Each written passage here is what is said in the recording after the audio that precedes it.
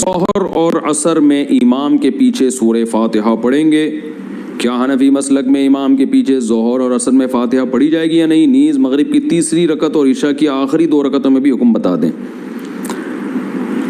देखें, इमाम के पीछे चाहे सिर्री नमाज हो या ज़ोहरी नमाज यानी जहरी नमाज हो, सही हदीस है जिसमें आप सल्लल्लाहु अलैहि वसल्लम ने फरमाया, मन कान लहू इमामुन फ़क़िराअतुल इमामी लहू क़िरा, जिसका कोई इमाम हो तो इमाम की क़िराअत मुक़्तदी के लिए काफ़ी है।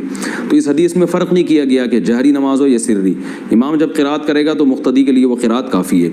मुफ्ती तारिक मसूद साहब, क्यों आपने लोगों की नमाजें बर्बाद करने का ठेका उठा रखा है, जब बेशुमार दलाइल इस बात के ऊपर दलालत करते हैं कि इमाम के पीछे सूरत फातिहा पढ़ना ये वाजिब है, ये फर्ज है, और जुमहूर की आप सब अहनाफ बात करते हैं, लेकिन जब जुमहूर की बात आती है और आपके मसलक के खिलाफ होती है तब आप सारे के सारे जुमहूर को छोड़ देते हैं, पूरी सहाबा की जमात को छोड़ देते हैं। किसी एक सहाबी से भी इमाम के पीछे सूरत फातिहा ना पढ़ना साबित नहीं है। और इसी तरह जो आइम्मा सलासा हैं, हजरत इमाम मालिक हैं, हजरत इमाम अहमद इब्न हम्बल हैं, हजरत इमाम शाफी हैं और दीगर बड़े बड़े जो आइम्मा किराम हैं, ताबईन इज़ाम हैं, ये सब के सब इमाम के पीछे सूरत फातिहा पढ़ने के कायल रहे हैं।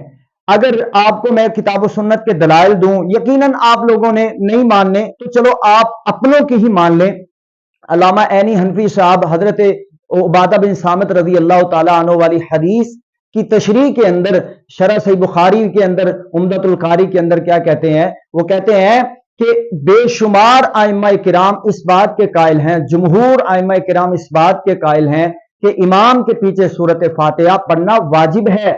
और उसके बाद आपके बहुत बड़े बड़े सगीर के आलिम मौलाना रशीद अहमद गंगोही साहब वो लिखते हैं कि जिस कदर सूरत फातिहा के पढ़ने की अहमियत जिक्र हुई है तो उनको सख्तात में पढ़ लेना चाहिए, कोई ज्यादा अल्फाज नहीं है, बड़ी जल्दी खत्म हो सकते हैं।